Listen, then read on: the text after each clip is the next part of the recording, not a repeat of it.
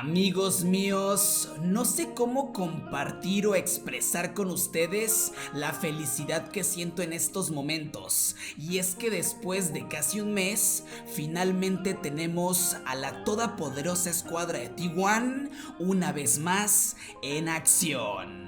El split de verano de la LCK finalmente ha comenzado y con esto la escuadra de T1 hizo acto de presencia en contra de la escuadra de RedForce. Y a mí en lo personal este enfrentamiento me encantó y me pareció una maravilla, ya que pudimos ver a un T1 que se veía bastante fresco, pero sobre todo a un T1 que se veía agresivo, un T1 que tenía ganas de dominar y de aplastar. Y lo que sucedió en esta serie fue simplemente fenomenal. Así que nos vamos a dejar de pendejadas y vamos a pasar directamente con las partidas de este enfrentamiento, porque amigos míos, una vez más tenemos a la Tijuaneta en acción. Una vez más el mejor equipo de toda la historia está en proceso, en camino y en busca del ansiado título de la LCK. Comienza el camino de T1, comienza el camino del mejor equipo de la historia. Una vez dicho todo esto, ahora sí, comencemos.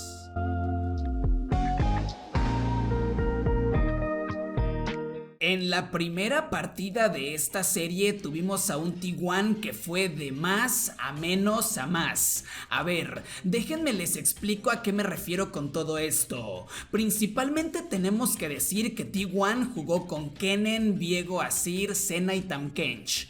Una composición que a priori es muy estándar, a excepción del Kennen, que es un campeón que en competitivo casi no se suele ver. Pero sinceramente Zeus lo jugó bastante bien. La cosa es que T1 en esta partida domina muy bien el juego temprano y también el juego medio. Toman decisiones muy acertadas y consiguen marcar una gran diferencia en contra de RedForce. El problema llega en juego tardío, en donde buscan desesperadamente cerrar la partida y terminan haciendo un overextend que les cuesta un casi exterminio y un varón, con lo cual la partida se prolonga un poco más. Aún así el equipo de la dinastía seguía apostando por un juego muy agresivo y después de una pelea por equipos muy bien ejecutada en el dragón, consiguieron finiquitar la partida.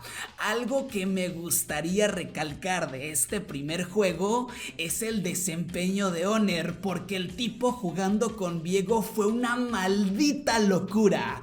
Ya lo he dicho en muchas ocasiones, pero lo voy a volver a repetir.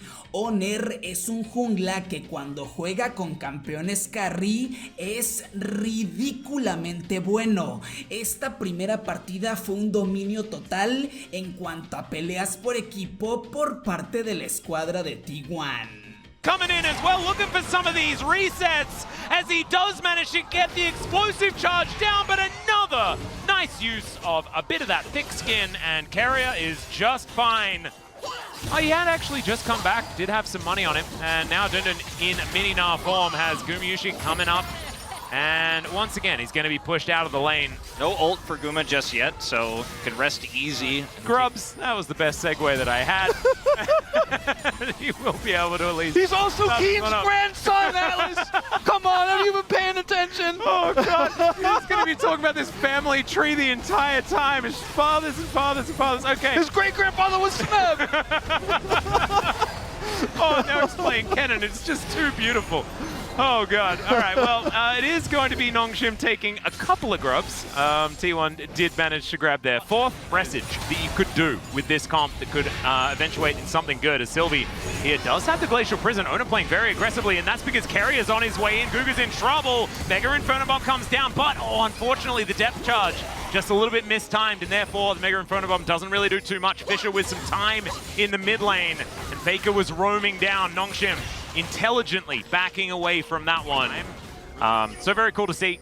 And he is going to finish his Oblivion Orb as well, as now Sylvie looking for Oner. He will be able to find some Permafrost here, but that is going to be a nice buffer on the Heartbreaker. Still gets an ultimate out, and Sylvie holds on to his. Dundun, there's not giving him a ton of opportunity to charge this up. There's no blue buff or anything like that either for him to get that up with. He actually has to just auto carry or get over this minion wave.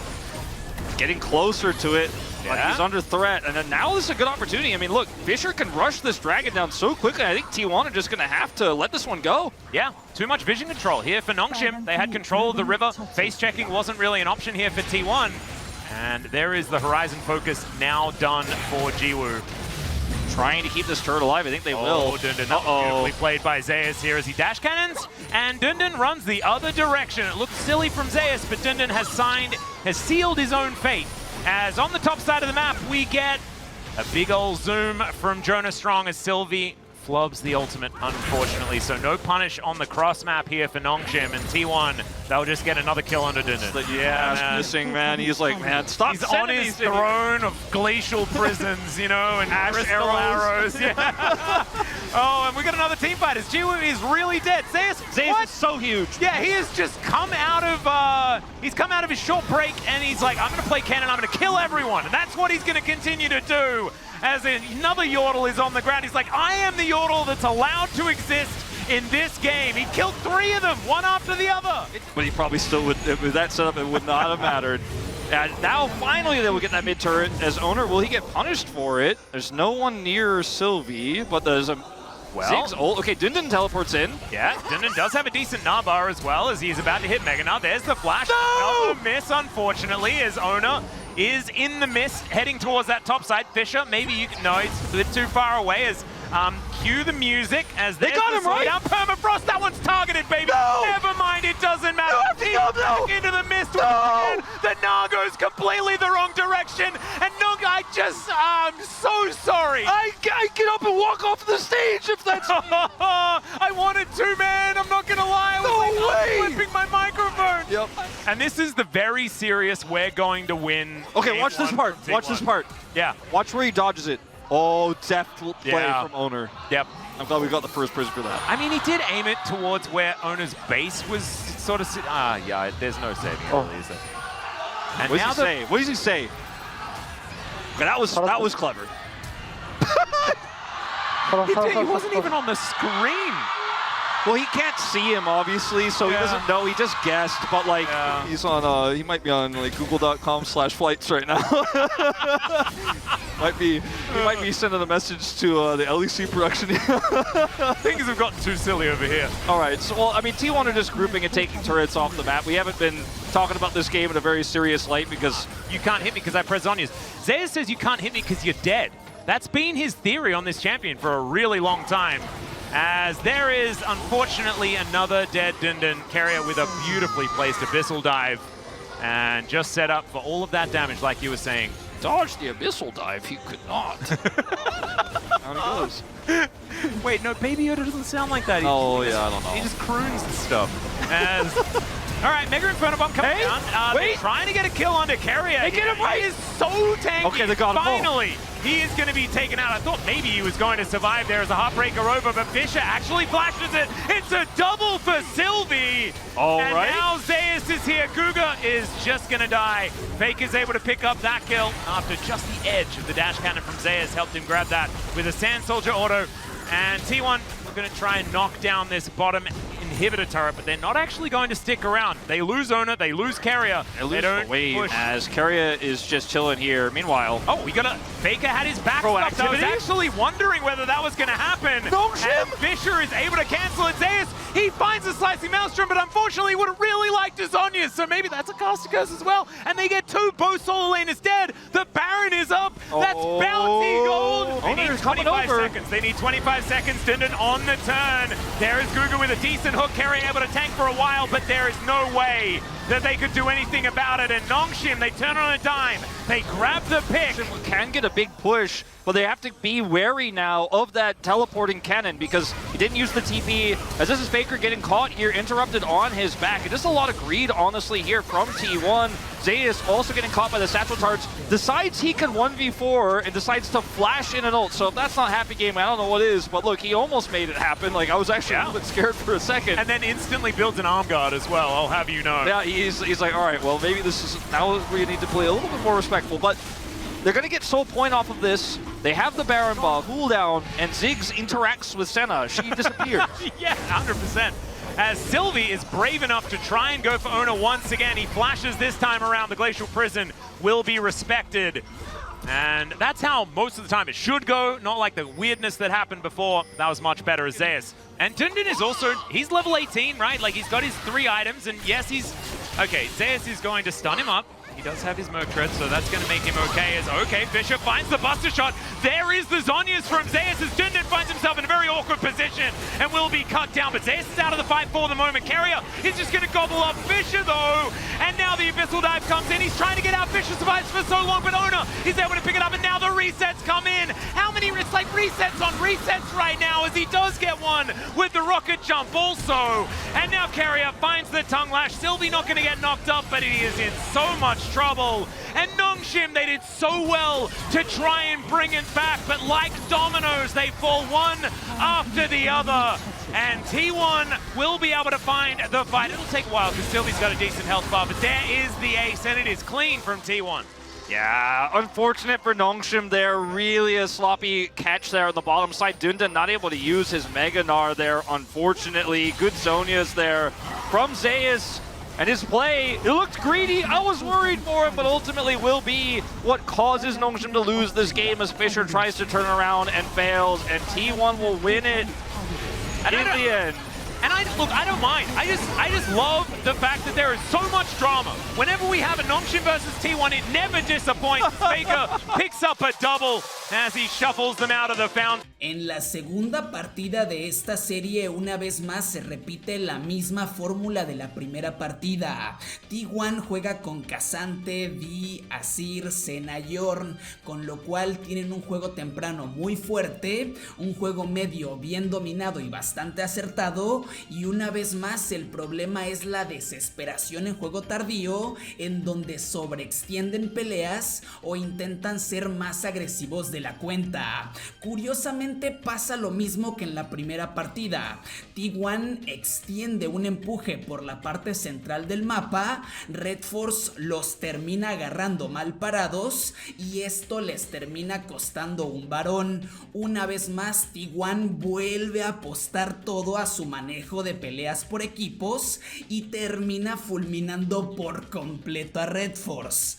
Aquí quiero destacar lo hermoso, maravilloso, sensacional, sexual, como le quieras decir, que fue el Azir de Faker en esta partida, porque la cantidad de daño que termina conectando es una barbaridad.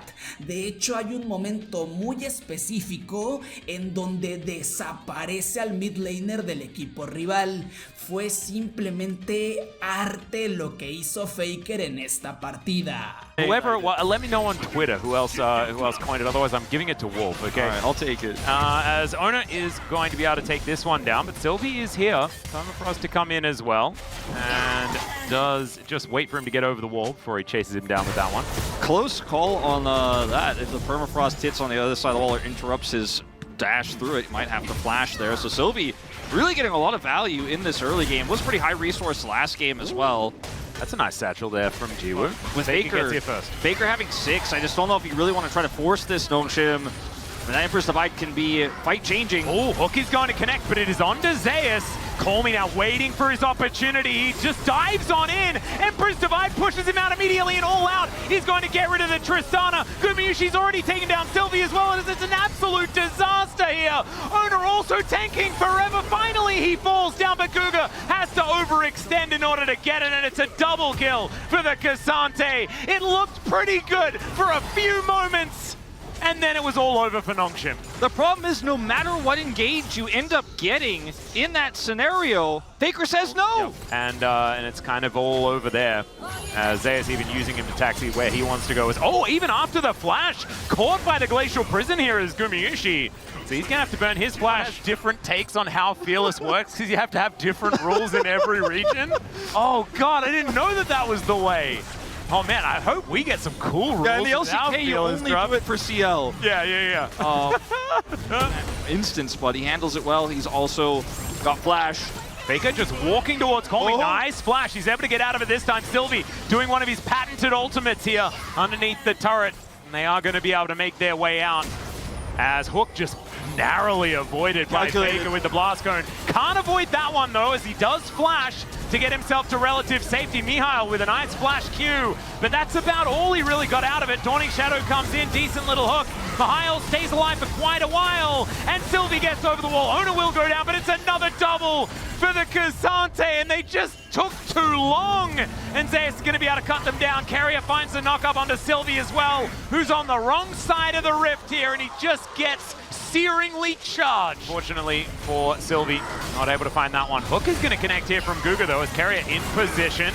And Guga immediately feels a little bit uncomfortable about the decision he just made. Punished immediately, Faker able to grab that kill. And Nongshim now find themselves without a support, and it's kind of crumbling, it's kind of falling apart.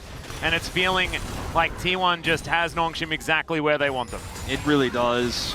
Falling apart at the seams here after a series of really close to greatness plays, but yeah, you know, T1 were just the stronger team on the day. It's not over till it's over, but it's feeling pretty close. Feeling like it's getting there.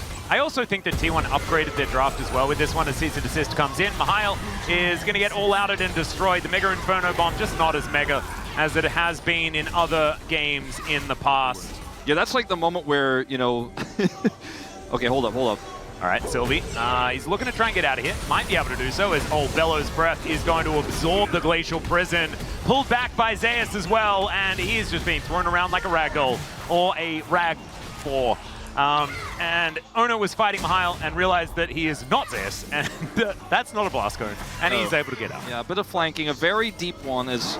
Oh, max range hook from Guga, and he is going to be placed underneath the turret. Mega Inferno Bomb does go down. The Ignite absorbed by the Zhonyas and Faker. He does have to flash, but he does make it out as well. To annoy him, and he's... And he's also absorbing all of that pressure. Yeah. All Nongshim want is to kill Faker, as Jiwoo once again going to take down this turret, and once again going to get punished. No, never mind. Oh, there's the cease and desist. 1v3. Oner says, all right, he'll trade his life for it. As Faker, he was rotating over, but he is now, he was sort of 1v3, but he's actually just fine, as he is going to survive once again. Walks away with 300. Zeus goes all out underneath the turret. The double knock-up is just gorgeous from Carrier, who's able to tank for about 16 years. I think I was rounding down on that one as well, as Sylvie, he's able to Arctic Assault his way out, but the rest of his teammates are lying in the sand, and that is going to be the outer turret falling. T1 making short work of this one. That was set up as, oh, okay, maybe this is the caster curse, as Jiwoo looking for that flank angle. Gumiushi gonna flash another one to Aslan, as now Guga, he will find Faker. How does he get out of this one? He's got, no, never mind, he just doesn't. And Zeus, he's found Mihail, does push the Aatrox into the wall, but maybe that's exactly where Mihail wanted him. Finds the third Q, and that is going to be the kill going over to Call Me. This is when Nongshim hold up the game one playbook, and they're like, all right, Baron, go to Baron now. As Cougar's going to buy time. He is definitely doing that. The Ram comes out. Nice buffer on the dredge line. As we can see, he is buying time because the Baron currently going down right now. T1 taking their frustrations out on the Nautilus. Final punch does come on through. Looking forward to Arcane Season 2 as well. The Rift Herald is going to do some scouting, and he gets the information that the Baron does go down. Wait, how many laps? And Guma's like, well, now it's time to take the inner turret, and he's not going to be able to get there. Runs out of time on that one. We're going to try and make sure he's there to contest this smite. Zeus. I think they want a team fight. I don't think they want to go for, let's just take the dragon and get out. I think it's just trying to find that ultimate angle. Poke needs to hit for Ziggs. He's got 800 damage. This fight needs more. Oh, Sylvie with the steal. So we even out the dragon. I think we're all fools to predict this game. As they're doing Baron, it's a T1 moment here. Rotation coming up. It's going down extraordinarily quickly. The teleport in from Mihail will get him into the fight as Mega Inferno Bomb to at least lower the health bars somewhat. And Zeus maybe caught out of position. Well, he's Kasante, so never mind. And T1, they move back towards the Baron. It's secured by Oner. The double knockup comes in from the Call of the Forge God, and now they throw the kitchen sink at them. Call Me to be taken down so low as Zeus gets into the fight in the nick of time, and Carrier somehow survives as well. Faker is able to take down yet another one, and he's able to kite them out as well. And Jiwoo, once again, the last man standing. Game 1, Game 2. Is there a difference, Wolf? It's another team fight for T1. And now you have no sustained damage, no way to clean up, and Guma's going in. Yeah, he's looking for it. Oh man, even the Piercing Darkness doing so much. Faker just slides on in to help him lock that one down. T1, they secure the delayed ace. They really do wad it up. Yeah. And wind up their arms. Oh, wow, okay. Bye-bye. Well, Cormy he had some health before. It's definitely gone now. Nice call the Forge God comes on through. And Mihail not even going to be able to get into this fight as the Dawning Shadow comes down. Guma's like, I'm a carry now, guys. And he's going to be able to take him down yet again. Faker is there, picks up the kill. The flash forward as Guma just wants to take this game. He's done. He just wants to go home. That is going to be the bottom inhibitor going down, and Oner, he's walking straight towards these Nexus turrets. Never you mind. They're not going to waste their time with those turrets. This game is over. T1 pick up the 2-0. It wasn't necessarily clean. Y así es como llegamos al final de esta serie. Sinceramente me gustó mucho esta versión de T1 porque el equipo se ve con una línea de pensamiento bastante diferente a lo que nos tienen acostumbrados. En lugar de jugar de forma pasiva y controlada, jugaron de forma súper agresiva y a descontrolar el mapa. Por un momento sentí que mi equipo pasó de ser coreano a convertirse en chino, porque no es normal ver a T1 tan agresivo. Evidentemente hay cosas que se tienen que pulir y también que se tienen que cambiar, porque en lo personal me sigue pareciendo problemático que T1 siga apostando por las compos que implican jugar con Senna, ya que esto termina dejando a Guma y a Keria con campeones muy estáticos, que al final ellos terminan haciendo ver muy bien, pero prefiero ver a Keria jugando con Kalista o Nico antes que verlo con un Tankkench. Por parte de RedForce tengo que decir que me gustó que el equipo no se achicara en contra de T1, así que me alegro bastante por ellos. Y finalmente les vengo a recordar que el día 16 de junio tenemos el enfrentamiento de T1 en contra de Genji, así que una vez más toca pelear con los eternos rivales y también con los actuales campeones del MSI. Sin importar nada, aquí me tendrán apoyando a la tiguaneta. Este enfrentamiento lo vamos a ver en directo en mi canal de Twitch, por si alguno de ustedes gusta ir a verlo con nosotros. Y bueno amigos, básicamente eso fue todo por el video del día de hoy. Espero que les haya gustado. De ser así, los invito a que me dejen un pulgar arriba y un comentario, ya que con eso el algoritmo de YouTube nos trata bastante bonito. También los voy a invitar a que me sigan en el resto de mis redes sociales, ya sea Twitter o Instagram, ya que de esa manera me ayudan a crecer muchísimo. Les aviso también que tengo canal de Twitch por si gustan pasar un rato a los directos.